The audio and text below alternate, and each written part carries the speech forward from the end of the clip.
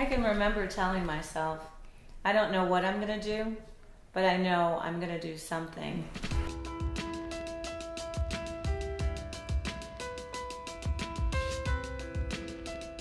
For several years, my husband and I had been a part of His Home 300. That's a bicycle ride that benefits an orphanage in Port-au-Prince, Haiti. We ride from Joliet, Illinois to Ohio. Well, after riding for about 3 or 4 years, my place of employment, WBGL, decided to send me to meet the orphans who I ride for each and every year. Little did I know that I would be on the first flight over to Port-au-Prince after that devastating earthquake. The thing that broke my heart the most was seeing these two little boys walk down the street. And one must have been about 5 or 6, and the other one looked like he was 4. And they were trying to comfort one another as they just tried to make their way amongst the multitudes. And I wondered as I drove by in the car, who's going to take care of them? Where are they going to go? What are they going to eat? My heart was broken from all the things that I had seen that day. And I went to bed that night and I was just wrestling. I could not sleep. And how can you allow this much pain, and what are you going to do? How are you going to fix it? And I just started to say it over and over again. What are you going to do, God? What are you going to do? Almost like an accusation. But, after I finished crying and sobbing my eyes out, I felt like I heard a small, still voice. Actually, I know I heard a small, still voice. It said, what are you going to do? That's the real question. And that's how 21 Stones started.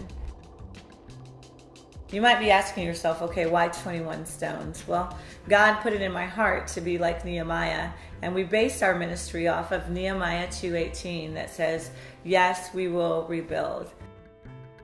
I identify with Nehemiah in some ways because he really didn't know much about building. He was in the palace before that, and then he decided to help rebuild this wall so people could get back to their life as they knew it and have hope like they used to have it. And that's what we want to do. We not only want to rebuild the wall and build hope, but we want to inspire other people to do the same. When I think about how God put this whole thing together, I'm really humbled. Especially when I think about the group of people that I work with. They really are an incredible group with such a big heart for the needy, and they worked hard over the summer, and finally after almost a year of car washes and lemonade stands and fundraisers, we were ready to go to Port-au-Prince, Haiti. We were just so overwhelmed by the generosity of people and how we were able to put together this whole project.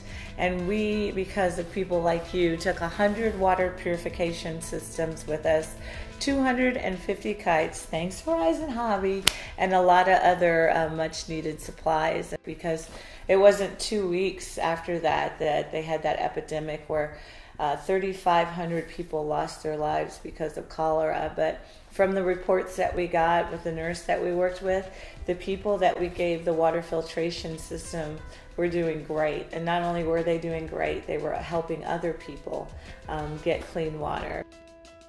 It's about that one child who will lose their life if they don't get clean water. And really, that's why we're going back to Port-au-Prince, Haiti. It's about that one young lady who will never know that God loves her unless we go to the streets and tell her. We want to respond to a world in need. We are 21 Stones, and the world is waiting. How will you respond?